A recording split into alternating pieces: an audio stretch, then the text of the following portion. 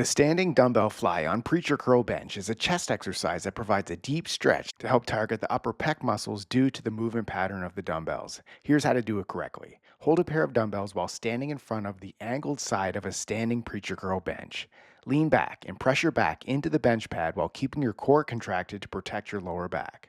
Look up to the ceiling, then using a neutral palms facing in grip, press the dumbbells together as you raise them over your head. Keeping a slight bend in your elbows, under control, slowly lower the dumbbells out to the sides in a wide controlled arc while rotating your palms forward. Focus on resisting the weight to fully stretch the pec muscles at the bottom as your triceps come in contact with the top of the preacher curl bench pad. Squeeze your chest muscles as you bring the dumbbells back up over your head, ending with the neutral palms facing in grip. Repeat for reps. If you want to see real results in the gym, it's time to stop doing random workouts and start following a structured plan. Try my workout app free for 7 days.